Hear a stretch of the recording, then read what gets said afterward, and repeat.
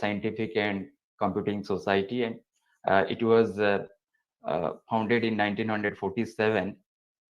Uh, so our chapter actually established in March 2015, and it has served the student community by organizing various events, hands-on workshops, and competitions. So this chapter has a team of 10 student members currently who were chosen to continue this endeavor of running the chapter for this academic year with the guidance of two faculty sponsors, myself, Dr. Manoranjan Padhi, and another faculty member, Dr. Suman Saw. So the mission of our chapter is to provide an atmosphere and resources that supports the student community in forecasting the personal development, leadership, and STEM-related learning opportunities. To assist the students and professionals in networking, to educate them about the newest advances in their area, and to inspire them to make a positive impact on the society. The vision of our chapter is to create a community where the students are able to handle the real world problems with ease while also acquiring the skills that they may use in their profession. So these are the chapter officers, myself, Dr. Manoranjan Padhi, so working as an associate professor in Center for Data Science, and I'm also the faculty sponsor and secretary for ACM Student Chapter. And my colleague, Dr. Suman Saw, who is working as associate professor in Department of Computer Science and Information Technology, and he is also acting as the faculty sponsor for SOA ACM Student Chapter. And let me introduce our three students. The first, Abhinandan Raul, who is acting as chair of SOA ACM Student Chapter. Then Ashit Sethi, who is working as vice chair for the SOA ACM Student Chapter. Priyanshu Lanjeshwar, who is acting as the treasurer for the SOA ACM Student Chapter. So aim of this chapter is to elevate the SOA student community to great heights by providing the guidance, resources, and encouraging the active participation in various technical events.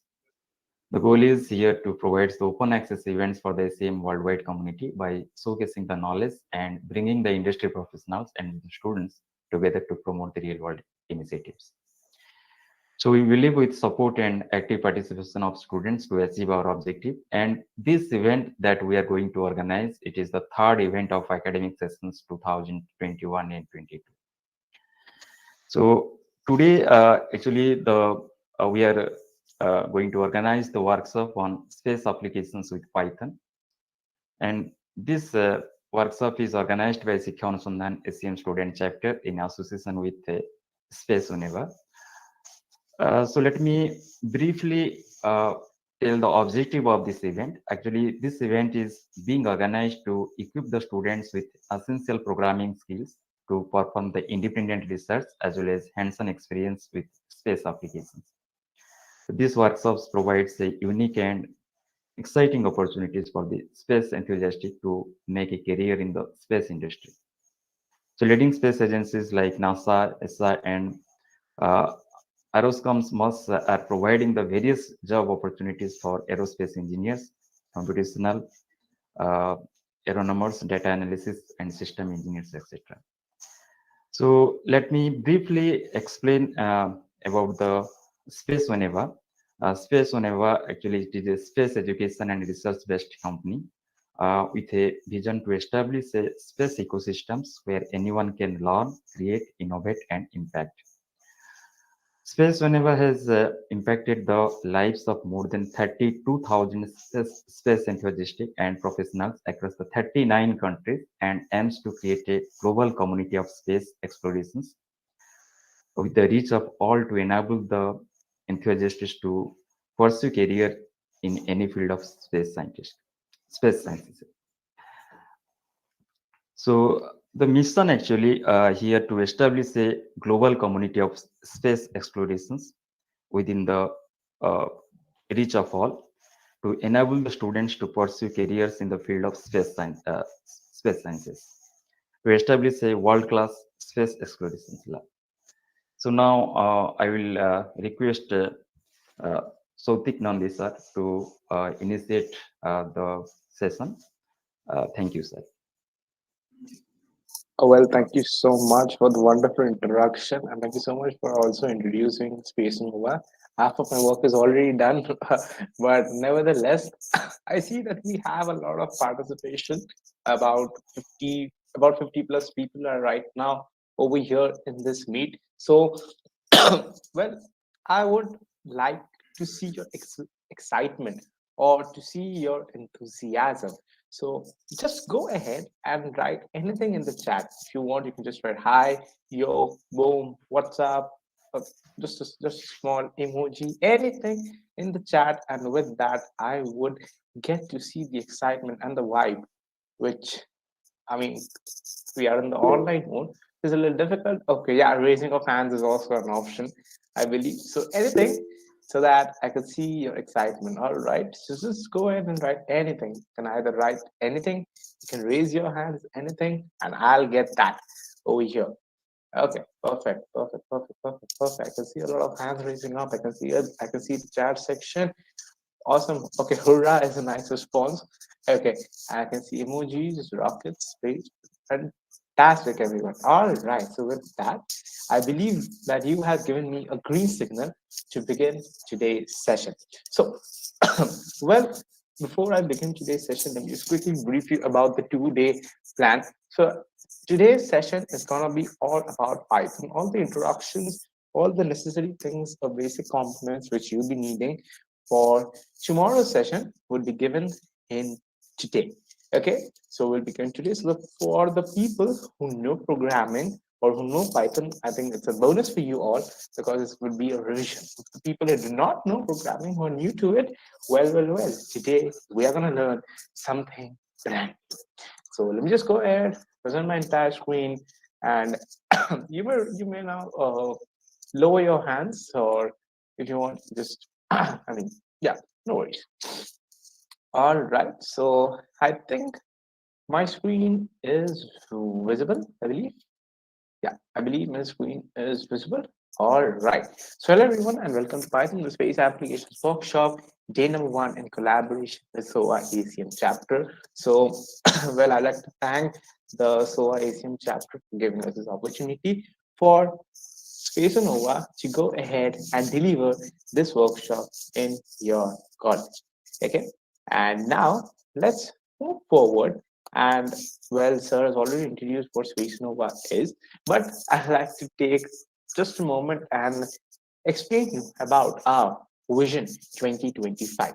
So we have a dream, a vision that the year 2025, each and every member of this nation should have enough resources and guidance to pursue careers in the field of space sciences, irrespective of their background. Just like Dr. APJ Abdul Kalam stated his vision 2020, we have stated ours. Now, the question is, are you with us? Well, you are already on this vision or you are already contributing to our vision by attending this particular workshop. You already have taken the first step. Now, let us help you move forward. And Space Nova is comprised of 4 things, which is love, innovation, transformation, and cosmic. So when you mix all of these together, what you get is Space Nova. Next. What is this? I have a screen, and over there it's written, your network is your net worth. Now, that's the little wordplay to make it look good, but the sentence is quite self explanatory. Whatever your network is, that determines your net worth in this present community or in this present environment. Again, this present generation, your network is what makes your net worth. Okay, you should be able or you should have connections from all of the world and network with everyone with like-minded people to contribute and collaborate to move forward. And what is that one tool which helps you in this particular domain? That is nothing but LinkedIn. If you guys do not have your LinkedIn accounts now, I would request you to go ahead and create an account on LinkedIn because you are going to love it and it's going to help you a lot. Okay, LinkedIn is a perfect environment for you to go ahead and increase your network, in turn increasing your, excuse me for that. LinkedIn is an excellent tool for increasing your network. In turn, that increases your net worth. Okay, if you guys are doing that, go ahead and make one account. Now, let's move forward, and I will move forward with a simple question. How many of you know any programming language? If yes, just write one in the chat. If no, just write zero in the chat. If you guys know any programming language, it can be JavaScript, Python, Objective-C, C++, Ruby, PHP, Arduino, Swift, anything, just go ahead and write down in the chat section. And I will be having a look at the chat section and seeing what are the number of people or how many programmers are there in this particular meet. All right, so just go ahead and write one in the chat section. Wow, those are a lot of fun. So everyone over here, or almost everyone over here, is a programmer. That is fantastic. But I can still see a few zeros as well. So don't worry, you all. Today we are going to learn something very new. And for already the programmers, sit back and enjoy today's session. And in this session, well, the name gives it all, Python the space application. So we are going to learn this particular language, which is known as Python. So let's move forward. Not this one, not this one, not this one. Okay, so we are going to learn this one. Now, let's learn Python. So let's start from the very basics, which is known as a variable. Now, what's a variable? Something which is not constant. I mean, that is what a variable is, right? That is absolutely correct. That something which is not constant is known as a variable. Okay. But I believe that this term we must have come across somewhere. And that is nothing but in our junior classes. You must have seen this word variable a lot. Not in your science, but maybe in maths. Remember algebra? Variables? Yeah, that is the one. But in Python terminology, the variables has a more what you can say, more, if you want a definition of this, it is nothing but a container to store data. So maybe if you have a container and which is capable of storing data, that is known as a variable, or in other words, which someone has already mentioned, a named memory location where value can be stored. That is exactly correct. Named memory location, well, container. A container to store data is nothing but known as a variable. So let's see an example which we already have done in our 6th, 7th, 8th standard. That is x equal to 5, y is equal to 10, z is equal to x plus 5. The basic algebra, or once you start algebra, that is something which everyone must have done. Okay, you must have written this, but all right, Sophic, I know how to do this.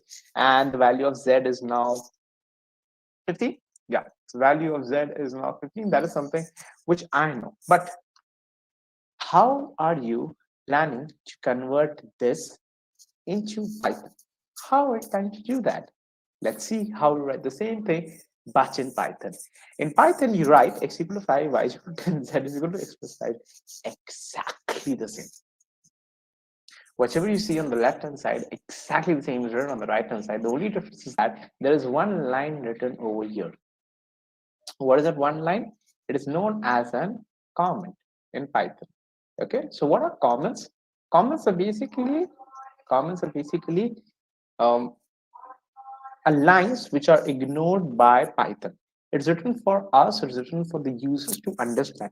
I mean, sometimes if you're writing a huge program, you don't remember that what is this line for. So what you do is that you write a comment that, you know what, this line is for iterating the database. Okay, a simple one. So similarly, this is what I have written. I've written it's a comment, which is Python. That means that this is what I'm writing in Python. And to make a comment or to write a comment in Python, you have to include a hash in the very beginning, or sharp, people say, but hash or sharp, you need to include that in the very beginning to make this entire line a comment. Okay. So anything written after hash is considered to be a comment in Python. Excuse me for the coughing. I think I have a cold, but nevertheless, so that is how you write things in Python. But Satvik, All right, it's all fine, but how do I write this same thing on my system? I mean, I want to write Python on my system. You're just showing us on the screen. I mean, how am I planning to write that? Where should I write this? Should I write this in Word, Notepad? Where should I write that? Okay, there are many softwares for you to write Python. There are a lot of editors and text editors and IDEs where you can go ahead and write Python. But for today's but for this particular workshop, we would be using something known as Jupyter Notebook. Okay, using Jupyter Notebook, which has a resemblance with Google Colab. So you can either use Google Colab or Jupyter Notebook for this particular workshop. You can also go ahead and use any other software you want. You can use VS Code, Sublime Text, Notepad++, command line, uh, ideally anything you are free to use. But I would recommend Jupyter Notebook. So let's see, how do I download Jupyter Notebook? So first, let me just go back to my browser, and then I would go ahead and right over here, can be Jupyter Notebook. Okay. So Jupyter Notebook, let's go ahead and hit the download button. So Jupyter Notebook download. So I believe that we should have this particular link, nevertheless. So let's go with Anaconda Navigator.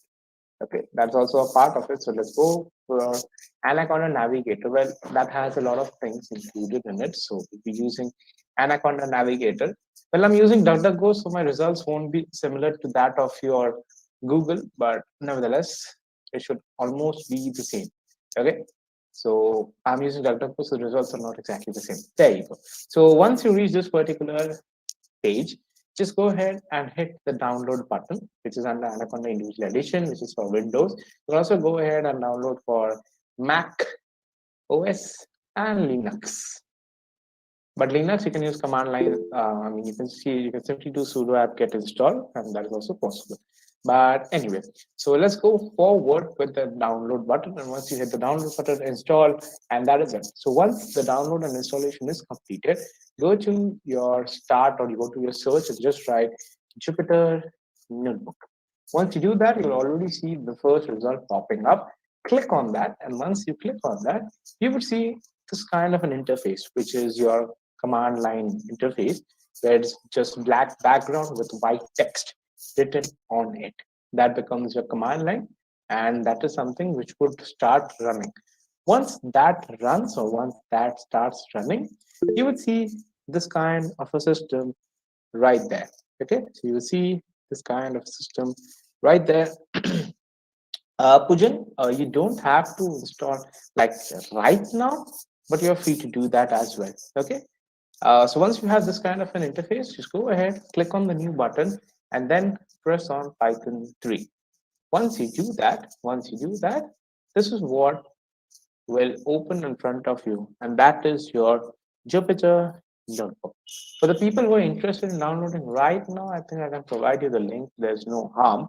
Okay, yeah, you can do that. I mean, if you want to do it with me, it's fine. I have no problems with it. And also, this is one way of opening a Jupyter Notebook. And the way is just go and search for Google Colab. Okay, just go and search for Google Colab. Once you do that, you get the first link, which is for Google Colab. And after that, just go ahead and press on New Notebook. If you go ahead and press on New Notebook, a new Jupyter Notebook would be created for you, and you will see the resemblance to this particular file and this particular file. Do you see the resemblance? I mean, the colors are different, but apart from that, the resemblance is the same. It's almost the same on this case and on that case as well. So you're free to use this one or this one. Both of them are almost similar. This uses your internet for everything. This can be used on your local systems. Okay, and with that, you have created, or this is step one, as your creation of a Jupyter Notebook or creation of a file where I'm going to write Python codes.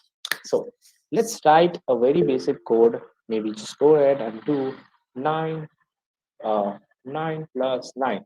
Okay. I mean, there would be a doubt session. Okay, and the doubt session is scheduled at after around 4:45 ish, and the second one will be done at the end of the session, which is around 5:30. Okay, so you're having two doubt sessions, so don't worry, you can ask your doubts over there also. Okay, so let's just write 9 plus 9 to see whether it works or not. And let me just run this cell. Oh, there you go. 9 plus 9 is equal to 18. Fantastic. That is absolutely correct. And congratulations. You just wrote your first program in Python, or you just wrote your first line in Python. Congratulations for that. If you want to do the same thing on your Jupyter, on your Google Colab as well, so let's do it on Google Colab as well. Let's do 6 plus maybe 14, 15. Let's do 6 plus 15, and there you go. We have the run button over here as so. Let me just go ahead and run this, and let's see. 6 plus 15 is equal to 21. Fantastic. So you just wrote a first program on your local and as well as on Google Colab. Okay. We would be going forward with local in today's session. So I'm just go ahead and delete it. Perfect. Perfect. Okay, so I have right now deleted this particular Google Colab, and right now I'm on my Jupyter Notebook. Okay, so let's try to replicate the example which we have seen on this screen. X equal to 5, y is equal to 10, z is equal to x plus 5. So let's do that. X equal to 5, and let's run this. And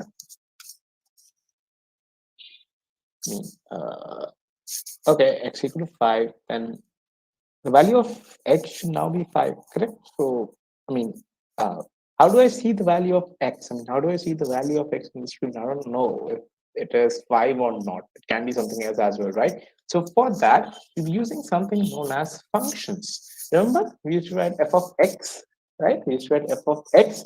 Now, in this case, instead of f, I'll be just writing print, okay, which is for printing it on the screen.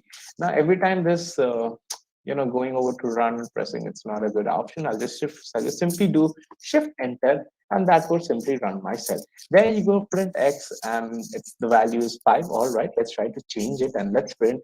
Fantastic. So x equal to 9, print x, and the value of x is now 9.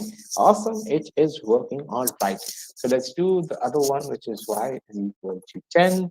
And next do z is equal to x plus y, and then do print z. Let's try to run this, and there you go.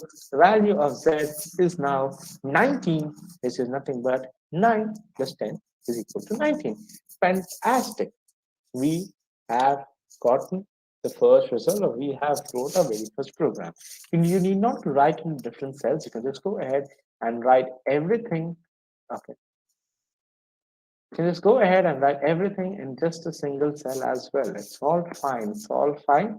Write this in a single cell as well. There you go. Value of z is now 19. Okay. You can write everything in a single cell. You can write everything in different cells. The choice is all up to yours. But there you go. You've just written your first program. But you'll tell me the topic. You have already know the value of x 9. I don't know the value of x would be 9. It can be anything, right? So how do I ask it from the user? To ask it from the user, we'll be using another function. But in this case, the function name is known as input. Okay? Function name is known as input, and we are taking integers from the user for now. We'll just write int, and then I'll make it as an input, and then let's do it. So it's asking me for an input. So let me give an integer. I think that would be good enough. Let's give another integer. That would be good enough. And value of z is nothing but the addition of these two, which is completely correct. So there you go. My program is working awesome. It's all working perfectly. Okay, it's all working perfectly, and it's all working awesome. Great. That's all fantastic. But then you tell me the topic, why do you write input? Why not just leave it aside? The answer is because it can also be float. What are float? Float are nothing but decimal points. Let's say I'm giving a decimal point, which is 34.56, and I'm giving an integer. So there you go. It can also do addition of integers and floating points as well. Floating point numbers are known as decimal numbers. Okay. So in that manner also, this can be done. Now, what are the various types? I mean, I just told about int and float. How do you know that? So we have another function which is known as type, which tells you what is the type of it. Let's do the type of 234. We'll get an answer as integer because yes, the type of 234 is an integer. I mean, this is an integer. Let's try to give a decimal point, and there you go. It's now a floating point number or a decimal number. The Python calls it floating point number. We can call it decimal numbers. Nevertheless, it's all the same. Um, Now, these are the two things, that is integers and floating points. You also have something known as complex numbers, which, I mean, it's not there in this particular workshop. I mean, this is there also. That's it. You can have complex numbers as well, nevertheless. So what happens is you can also do simple.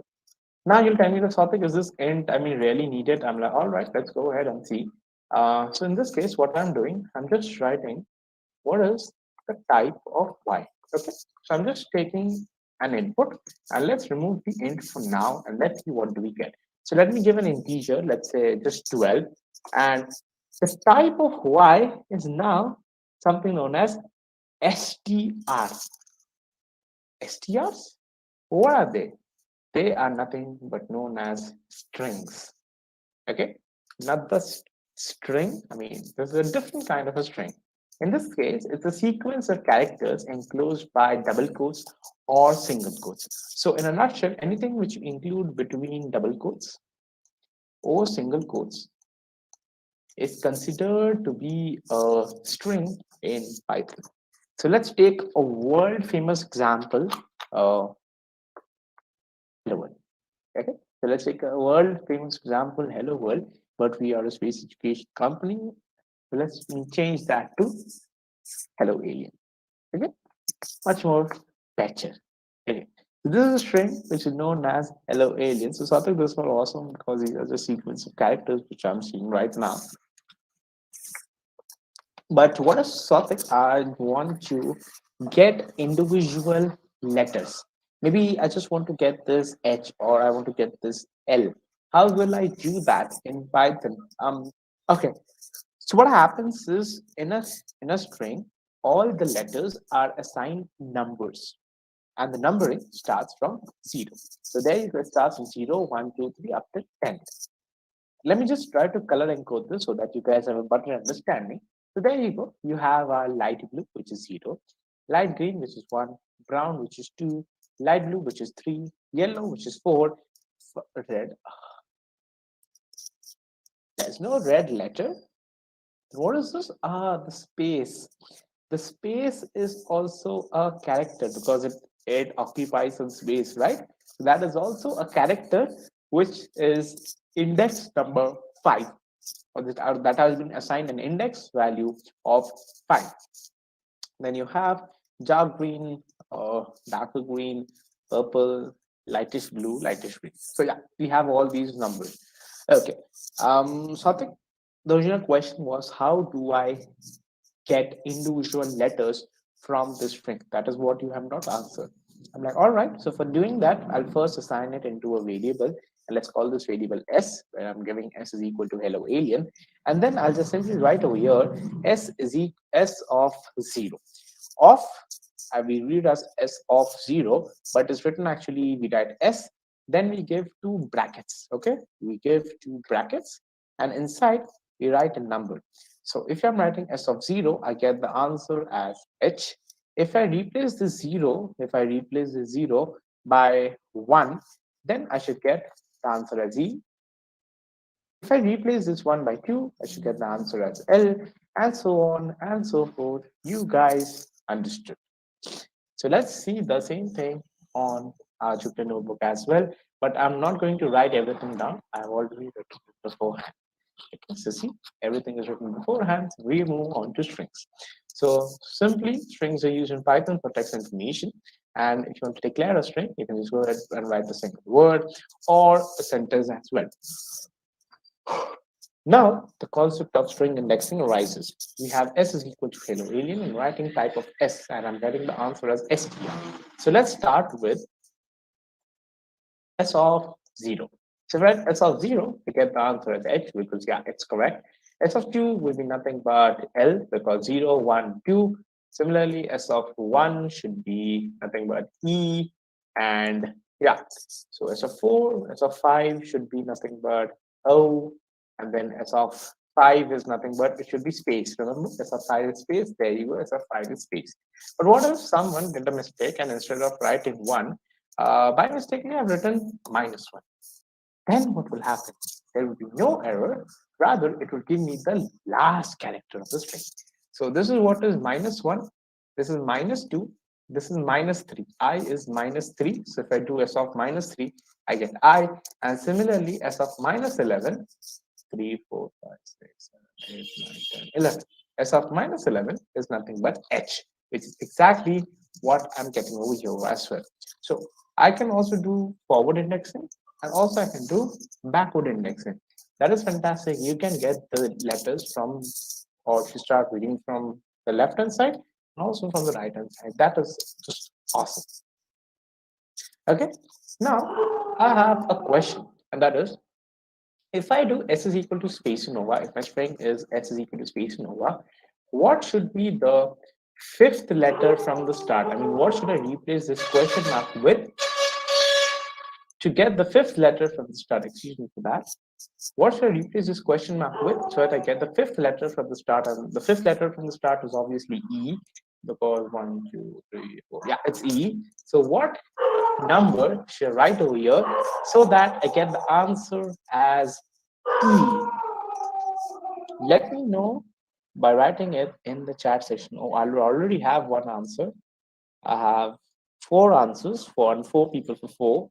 Then I have Shreya, okay, and Jyotiraditya, and Jasobanta. I'm sorry if I'm reading your names wrong, all right? So I have about 1, 2, 3, 4, 5, 6, 7 people out of 58 who are writing 4. So the rest of the people, which is 58 minus of 4, 7, which would be around 40 people, are still confused. What should be that number? I mean, you can just go ahead and count it yourself. What should it be to get the letter E? All right, so I have 3, 3, 6, 9. Okay, okay, all right. I'm still not happy. I'm still waiting for a perfect answer. And why everyone is writing 4? I mean, there can be multiple answers as well, right? I don't know. There can be multiple answers. I'm not saying there is a multiple answer over here, but there can be multiple answers. You can just go ahead and maybe go different from the crowd as well.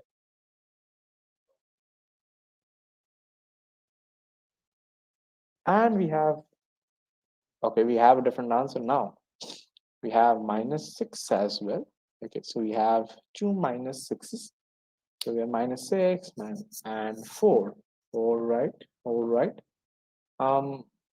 Okay, so those are the only 2 answers. So the only 2 unique answers which I see is -6 and 4. In case you're wondering what I'm doing here, that is my phone. Okay, so I'm just checking your results from the phone itself. Okay, so right. So we have 2 answers. That is 4 and -6. So let's do that. Let's see if you guys are correct or not. Yeah, that's the dog is barking. But nevertheless, let's do S of 4 and see what do we have as the answer. And bingo, you guys are correct. And if I do S of -6, bingo again, you guys are all correct. Now, let me introduce you to another function which is known as LEN, or which stands for the length of a string. Now, the length of a string in this particular case is Spaceonova, so it has 10 letters, and the value of S is now 10. So see, what happens is, if I'm writing just -6, if I'm writing -6, Python by default, right over here, len of s -6. Because what is len of s -6 is nothing but 4, and therefore s of 4 and s of -6 yield the same result. The reason for, or the reason we do not write len of s is because to save time. In other programming languages, you had to write, or you have to create a variable to store the value of string or the length of the string, and then do n-1 to get the last letter. That was very time consuming. So rather than that, we simply started writing -1 just to get the last letter. We also do -2 to get the second last letter, and -3 the third last letter. Okay, so you can simply do that very easily in Python because it's very handy and it's very easy to do that. So, but the reason behind this is that there is len of s supplied by Python by default. Therefore, therefore 4 and minus 6 are the same. All right, so that is what was the logic behind this particular index. Now, let's move forward with something known as lists. So what are lists? Lists are basically lists are basically elements separated by commas enclosed in square brackets. Three things: elements, commas, square brackets. So let's write all these three into together. Or how do we write actually? It's elements separated by commas enclosed in square brackets. So let me first write a square bracket. Then elements. Okay, so let's say I have two. I have right. 1 second.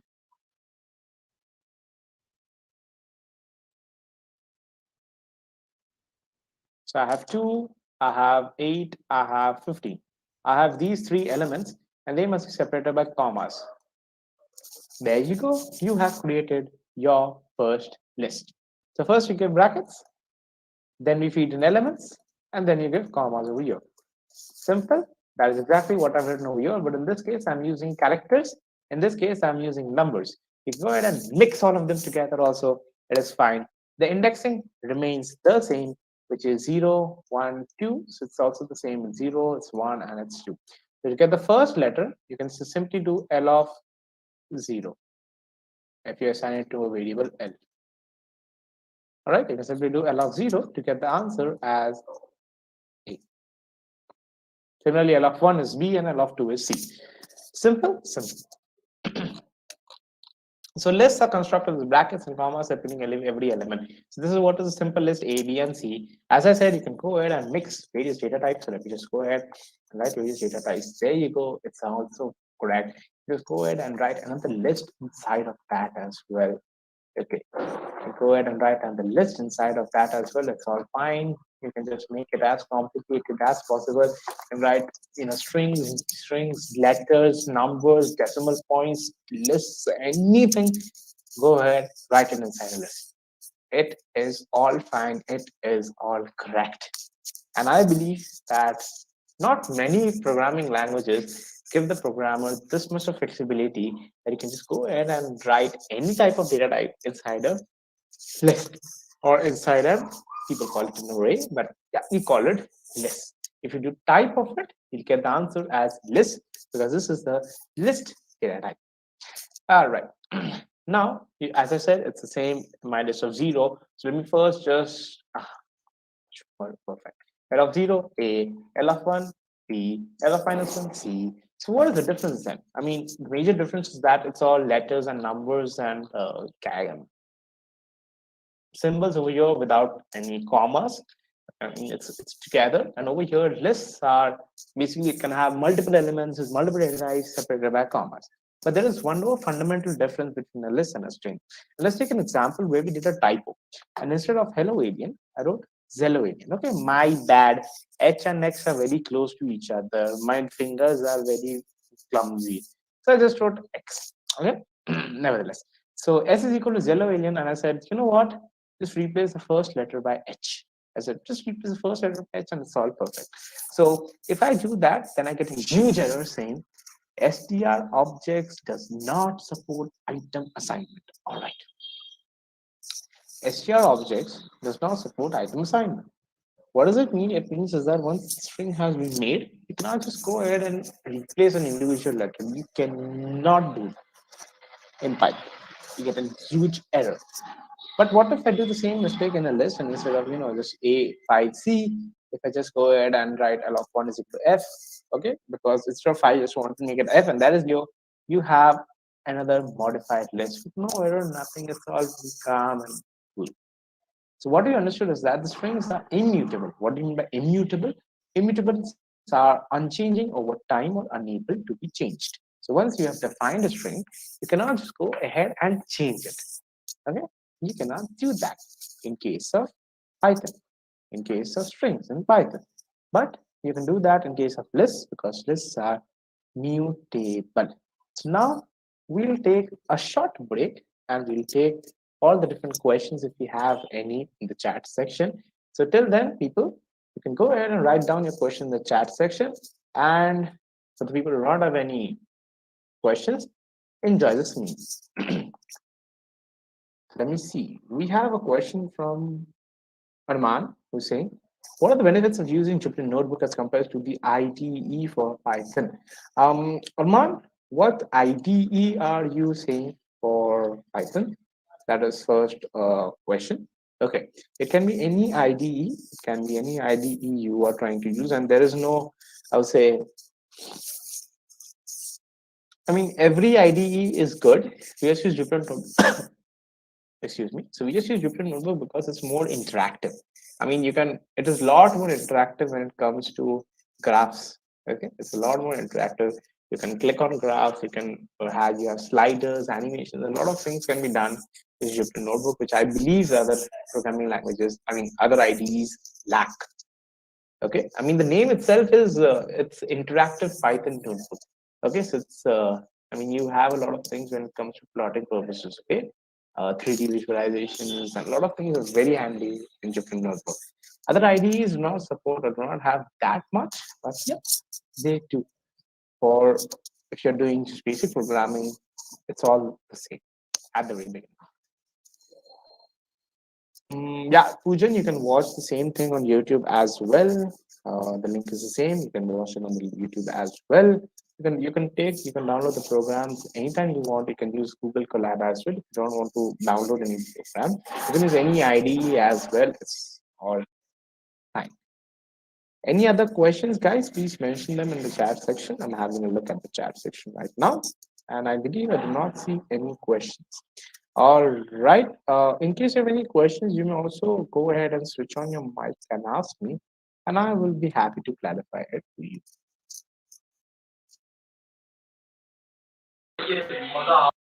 Yep. Go ahead. Yeah. Go ahead.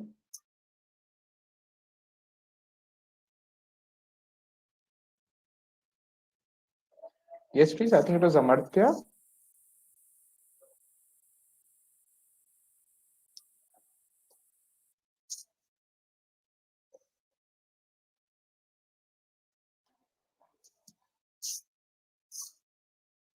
Okay. All right. All right. No worries about that. Okay. Just give me one moment, and I'll be back, and we should proceed further. Give me one moment, please.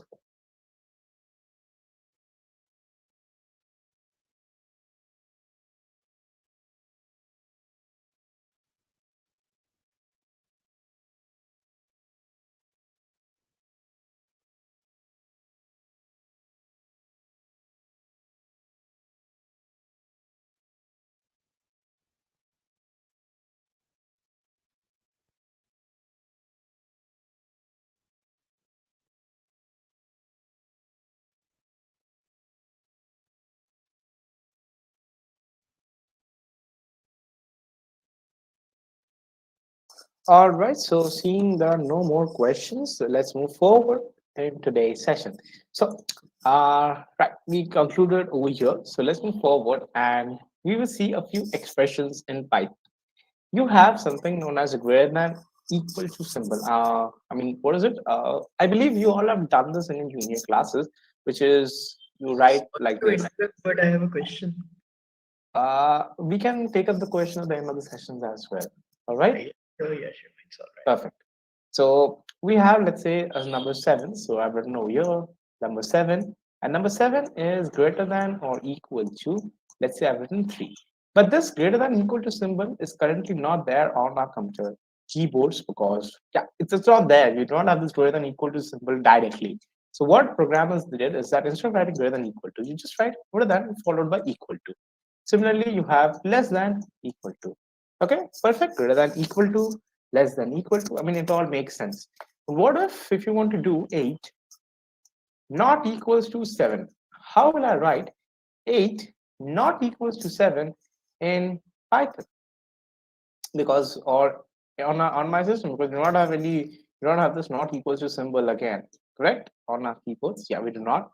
So to write that, I simply would write, or what we can do is that you can take this symbol, take this slash, move it a little left, so you get this somewhat in this manner, and then write an exclamatory mark. Simple. So this exclamatory mark is nothing but known as a not symbol in Python, and in most languages you have this represented. This symbol represents the not. Okay, so we normally read this as not. So 8 not equals to 7. Okay, so 8 not equals to 7, which is exactly correct. But how do we check that if they both are equal or not? How do I know that if they both are equal or not? Instead of not, I'll just simply write over here 8 double equals to 7. Okay, so 8 double equals 7 is obviously false. We'll get the answer as false. But we can, to check that if they are equal or not, we'll do 8 double equals to 7, which means that is 8 equal to 7?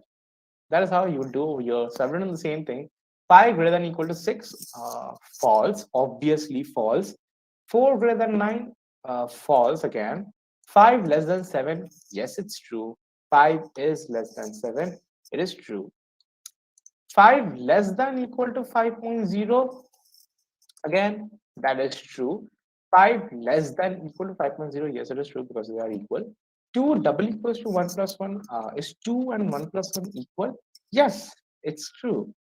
Is 4 and 5 not equal? Yes, again, it's true because 4 is not equals to 5. Okay. Therefore, you get the answer as true. So this is what Python says, what are true and what are false. Python returns in that manner. It tells you it's false, it tells you it's true. Okay. Similar to the binary convention, it's either true or it's either false. There's a maybe, it's either true or false. It's either 1 or it's 0. There's no in between. So similarly, you have this over here as well. Now, based upon this, we come to the next segment of today's session that is known as an conditional statements. So what are conditional statements? Conditional statements are statements which have a condition in them. So any statement with a condition is known as a conditional statement. Want some examples? Okay, let's take this example. If velocity is more than 11.2 kilometers per second, rocket will escape. Now, this statement has three components. So let me just divide it into three. So here you go, you have the red component, which is this. The blue component, velocity is more than 11.2 kilometers per second. And the green component, rocket will escape. But the question arises that where is the condition am I looking for? Is it if, which is 0? Is it velocity more than 11.2? Is it 1? Or is it 2? Rocket will escape. What do you guys think is the condition? Is it 0? Is it 1? Or is it 2? Write them down in the chat section.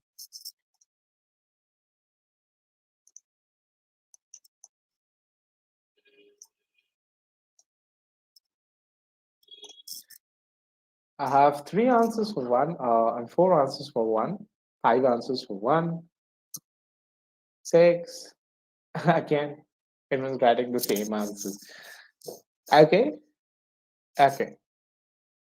I think everyone will also write 1 over here. Come on. Start waiting for number 1. Okay. Well, you guys said that the 1 is only the right answer. So let's go ahead and begin the process of elimination and see what is the right answer. So why the process of elimination? 2 is first rejected. Rocket will escape. There is no condition in them. It's rather a statement, or it's rather a result which I'm looking at. Okay, it's rather a result which I'm looking at. Rocket will escape. It's a statement. Then let's look at the first segment, that is if. If, again, there's no meaning to this statement. It's just simple if. It's rather indicating that you should have and condition over here in on the right hand side, but overall this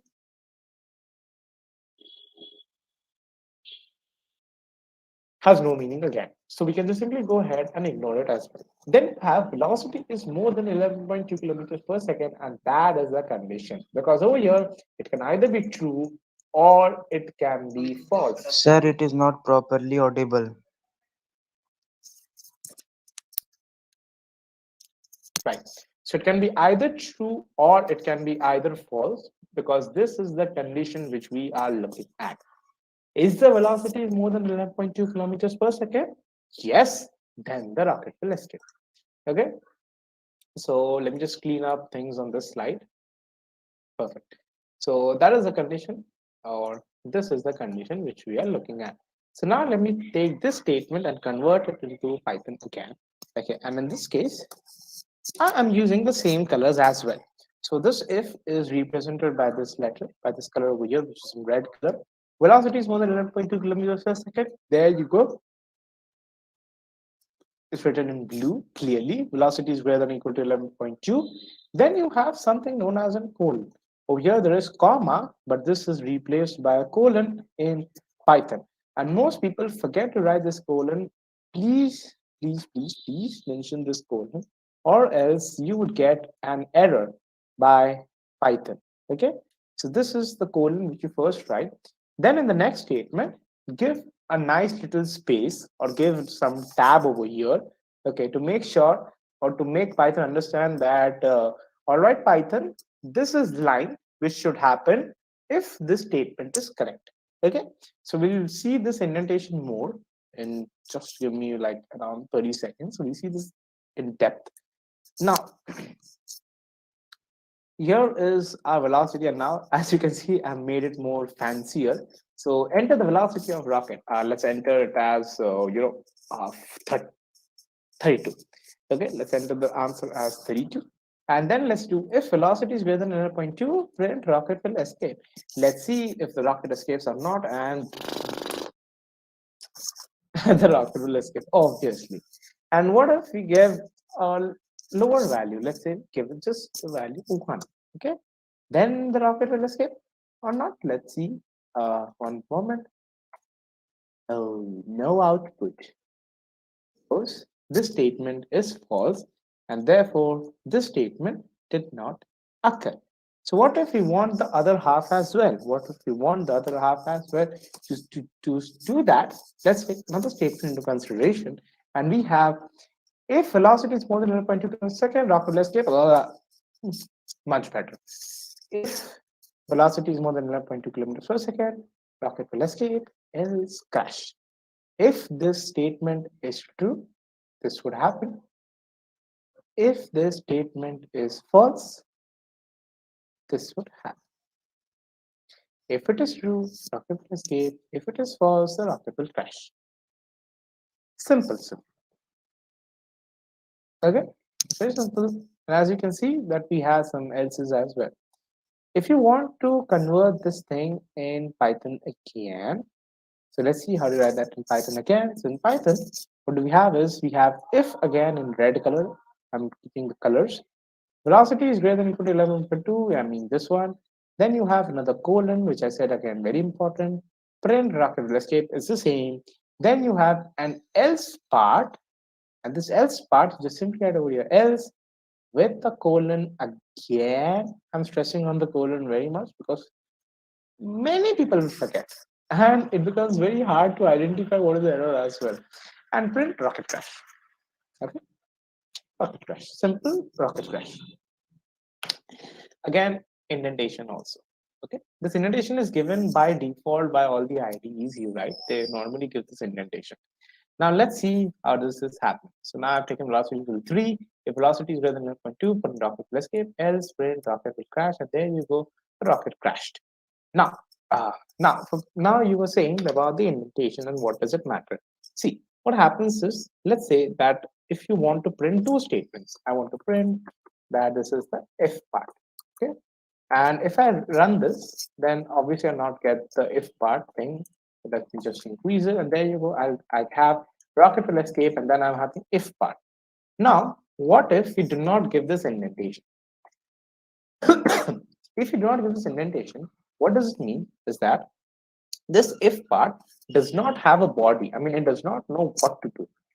Therefore, you get the error saying it's an indentation error. I expect an indented block. I expect an indented block which is not there. So what I did, I gave an indentation. So let's give one space. If you want it, let's give another space. Okay, one space. Happy.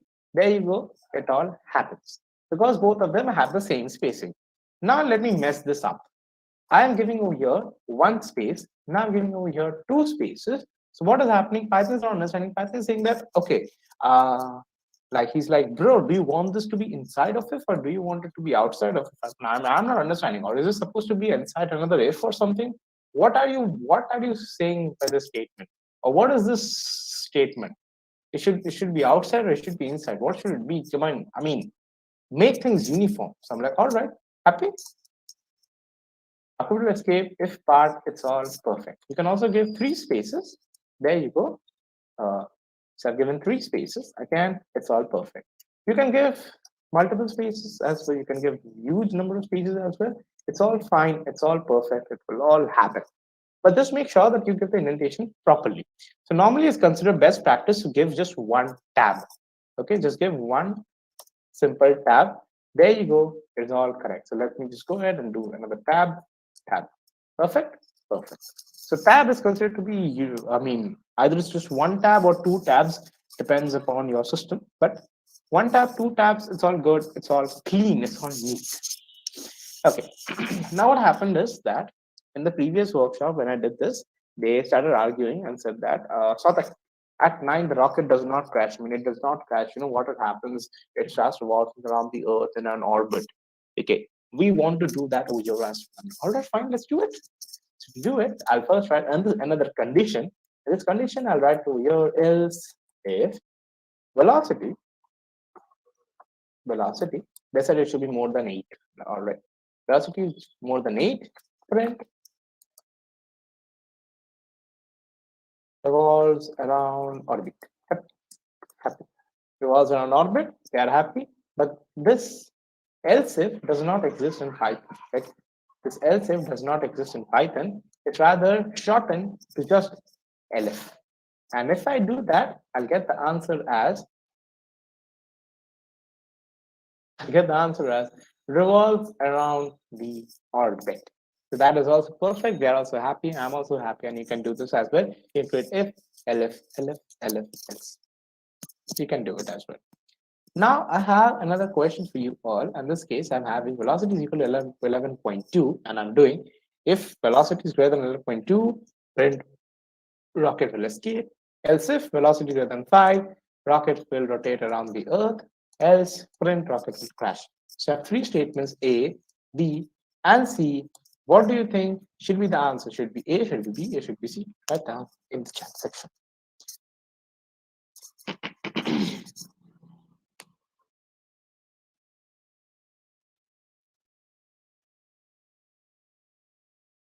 A and B, then we have B, orbit. Okay, this okay, no problem. I understood what you meant.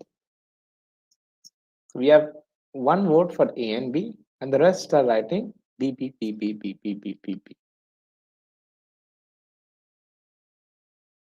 Anyone else would also like to write the unique answer?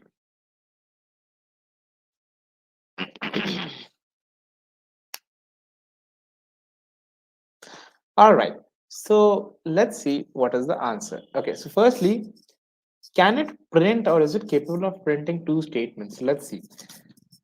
If velocity greater than, let's assume the velocity is very high. So if velocity greater than 11.2, print rocket will escape, there you go, happy, finish, the end, happy. Exit. Let's say the velocity is not that high, a little lower. So if this, it's false. LF velocity is greater than 5, yes, print this, that's it, finish, the end. Let's say the velocity is very feeble, it's 0. So this is false, this is false, this is true, print rocket will crash. So therefore, out of the three, there should be only one answer. It's either A or B or C. There cannot be multiple answers. There cannot be multiple answers at all. It has to be either A or B or C. You cannot have multiple answers. So let's run this and see what is happening. So before that, what happens is the velocity is replaced by 11.2. So is it 11.2 greater than 11.2? No, you guys have guessed correct. And the answer should be rocket rotated around the Earth. Perfect. So 5. 5 people have answered it correctly. And the rest 51 are wrong. Okay. So that is it. That is about the if part. Now we move on to almost the end of today's session, which is your loops. So what happens in loops is that It's basically you should repeat a set of statements. Let's say I want to write hello alien not one time, but 100 times. Okay, not one time, 100 times. One method is just copy pasta, but that is not a good method. So I just simply write loop to print it 100 times.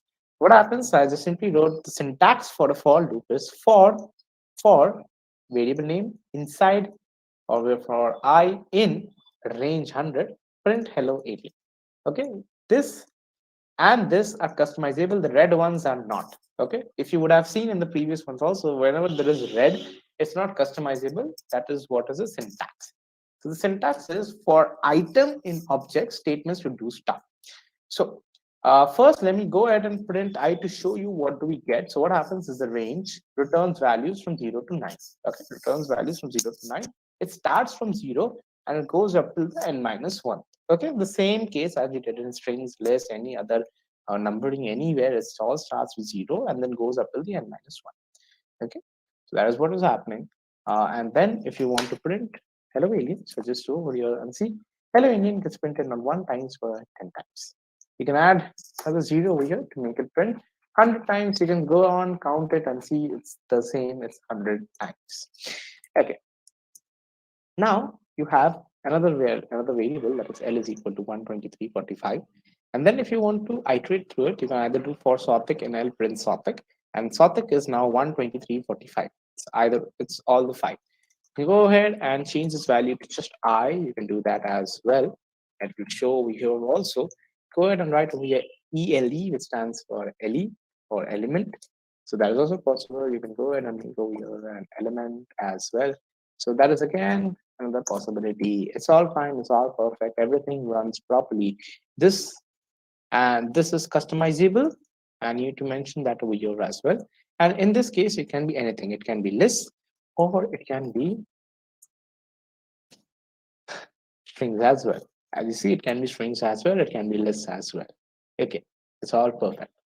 Then I was briefing a bit about range. So if you just write range, let's say 10, so return 0 to the n minus 1. Let's say you want to start the index, you want to start it not from 0, but rather from, let's say, 6 or 3. So I'll just write 3 and it will start from 3 and will go up to 9. And what is happening is 3 plus 1, 4 plus 1, 5 plus 1, 6 plus 1, 7 plus 1, 8 plus 1, 9.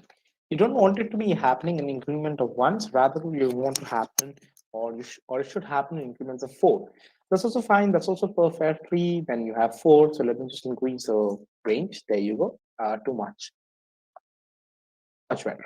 So now it increase in the range of 4. So we have 3, 7, 11, 15, 19, 20, 27. Okay. So that is also possible. You can just do comma 4 and that will increment in 4 steps. You can do it 7. You can do any way possible. It's all correct. Now, I'll also introduce another operator in Python. If you are dividing two numbers and you want to get the remainder, you want to see what is the remainder when divided by 3. So to do that, you'll have percentage. So now you should return the number 1 because yes, 10 divided by 3 is the remainder of 1. When you divide it by 4, it is the remainder 2. Yeah, 4 2s are 8, therefore the remainder becomes 2. If you're dividing it by 6, the remainder becomes 4 because 6 1s are 6, so the remainder is 4. You get remainder to be 0 if it is a proper multiple. Okay, let's do 10 percentage 5 and you get the remainder as 0 because yeah, it's a proper factor or it's a multiple. 10 is a multiple of 5 and 5 is a factor of 10. So I wrote a program to find out the factors of 21. So multiples of 21, excuse me. So I wrote a program to find out the multiples of 21 and I'm going in the range of 1 to 100. And I'm doing if number percentage 21 double equals 0 per number and I get all the factors of 21. Let's find out all the factors of 24.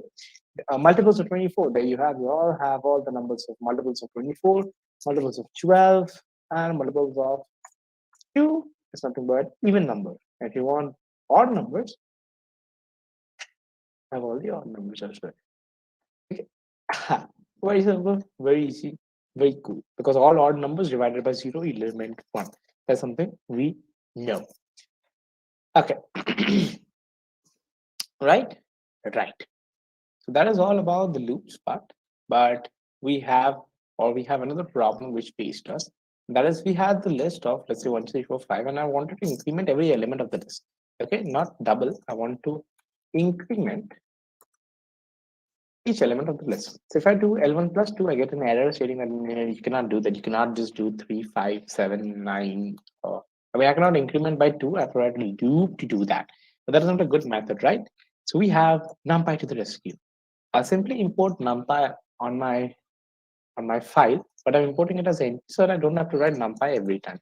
I will simply write NP, and NP.array, I converted my list, or I converted my list into an array, and the type is now NumPy.nd array. ND stands for n-dimensional array.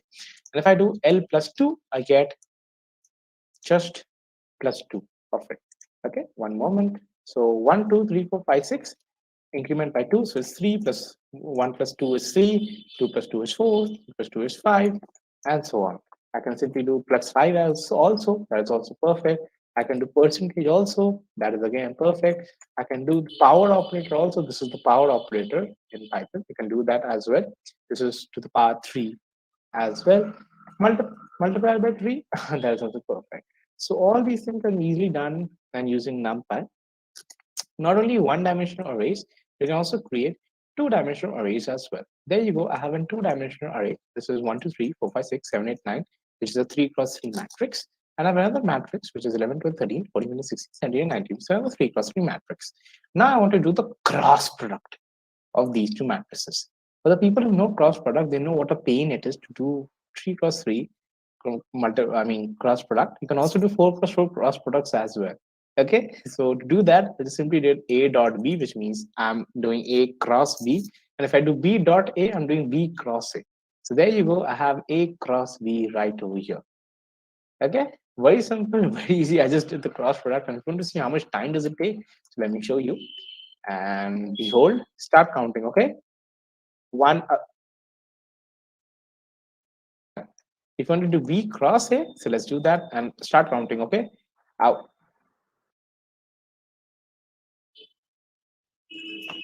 Then if you want to get the average of these two arrays, it's just a plus b divided by 2, and there you go, that's the average, because it's 1 plus 11, 2 plus 12, 3 plus 13 by 2, and there you go, you have the entire average.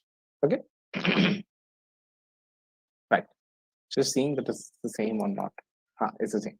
So you can get the average very easily with over here by just doing a plus b divided by 2. What if we have not 2 but rather 10 of them?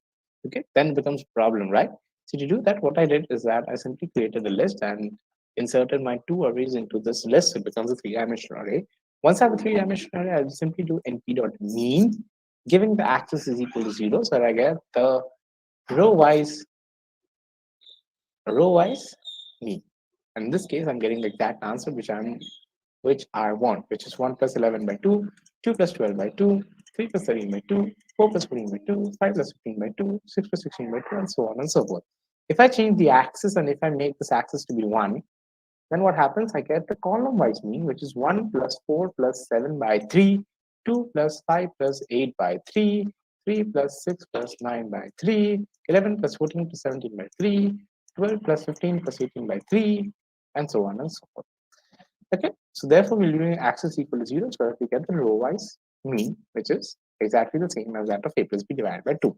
And with that, we have completed today's session. Today's session was a bit about Python, and the applications of this Python is there on astrobiology, aerospace, astrophysics, and astronomy. And we'll be seeing all these in tomorrow's sessions as well. If you want a brief sneak peek of tomorrow's session, then tomorrow's session we'll be doing something on fits file, something on pulsar, something fits, something pulsar, something. Anyway, so stay tuned for tomorrow's session and friend, thank you.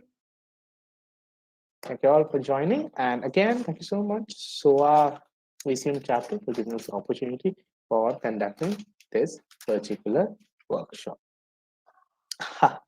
Thank you so much. And with that, we can now proceed to the doubt session if you guys have any. I believe there was one question in the middle. So please just go ahead and ask me now. I'll be happy to clarify it for you. Okay, thank you so much, Prashanta and Tuhina.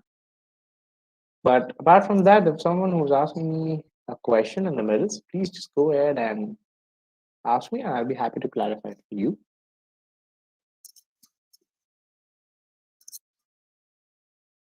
I did not quite catch your name, but nevertheless, if anyone else also had anything to ask me, please just go ahead and ask your questions, and I'll be happy to clarify it for you.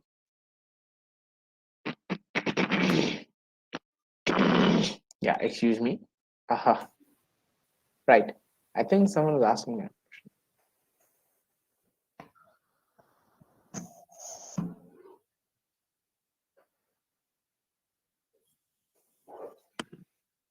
Yes, bro. Actually, I'm using VS Code.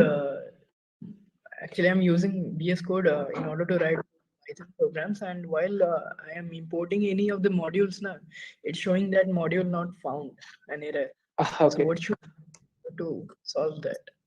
For getting that error with this module not found, you have to download that particular module on your system. Okay. For downloading that particular module, it is actually there for tomorrow's session. How do you download modules? But I'll tell you what is the command. It's just pip install module name. You can go ahead and open the terminal in VS Code and just write pip install followed by the module name, and your module would be then installed. And go ahead and Nahi, just I actually tried that too.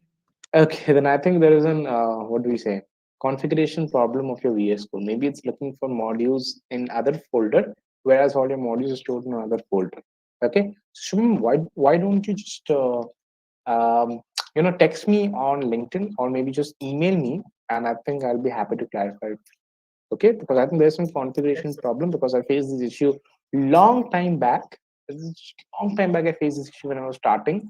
So I do remember vaguely how do we solve this problem. So Shubham, just go ahead and email me or just drop a LinkedIn text and I'll be happy to clarify.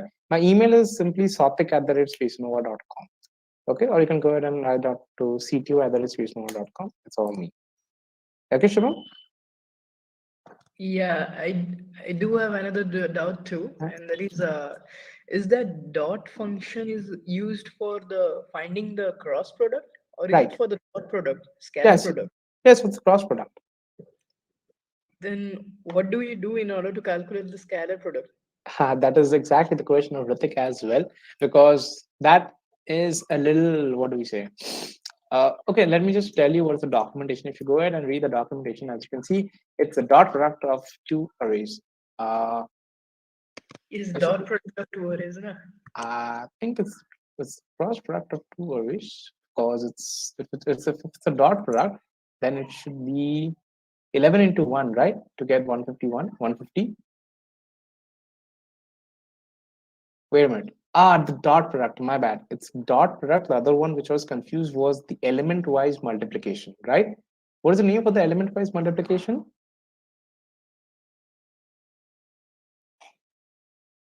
Ritik or Shubham, what is the name for the element-wise multiplication? What is if you do 11, 1 into 11, 2 into 12, 3 into 13? What is the name for that?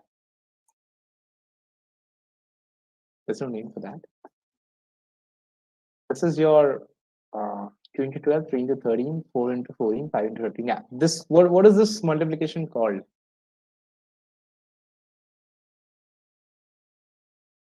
Actually, it's not in the property कि एक element दूसरे element से direct multiply हो.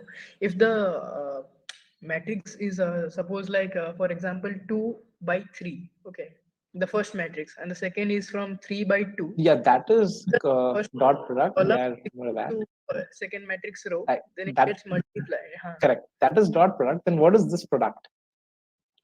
Okay, those are technical terms which I think we got, but nevertheless, I got confused between. I assumed this is to be dot product and this was cross product. My bad. This is element-wise multiplication, and this is your entire dot product. Okay, correction.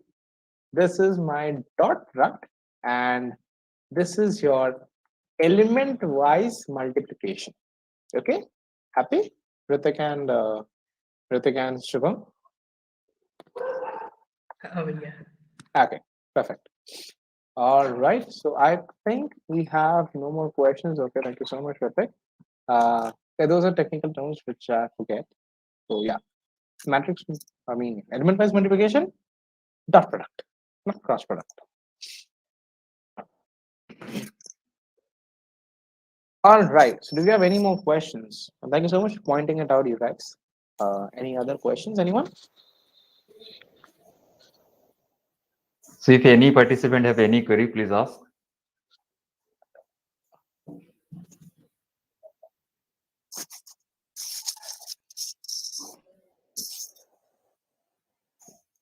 Okay, I think no more queries. Yeah, I believe that we have no more questions. Okay. Okay, sir. So tomorrow you will continue, or some other speaker will continue? Yeah, tomorrow I would say, along with me, Mr. Ankur Mishra would also be joining for tomorrow's session for the space applications part.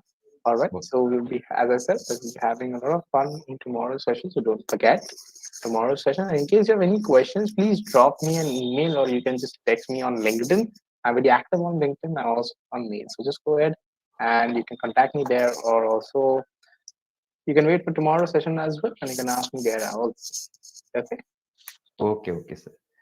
Now I'll request Priyanshu Lanjeshwar to give the vote of thanks. Yeah, Thank you, Priyanshu. sir. Hello guys. This is Priyanshu Lanjivar. I am treasurer at ACM SOA Chapter. So I would like to thank first of all Sautik Nandi sir for giving their valuable time to us and to give us a lot of things that most of us may don't know or may know, and let us know basics of Python. And we are grateful to have them with us tomorrow as well. And I thank all of you who are there in the meeting, as well as the faculty coordinators of ACM chapter, as well as all of them who are there, who are here to learn new things, who have the patience to learn new things. And that's it. And thanks everyone there out there. And that's all for my side. Thank you. Thank you all. I hope tomorrow all participants will join.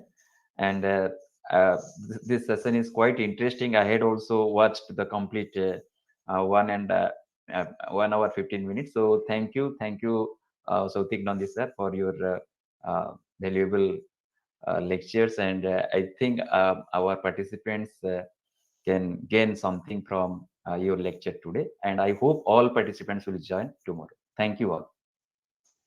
Thank you so much. It was a delight having you all. See you guys tomorrow, same time, same place.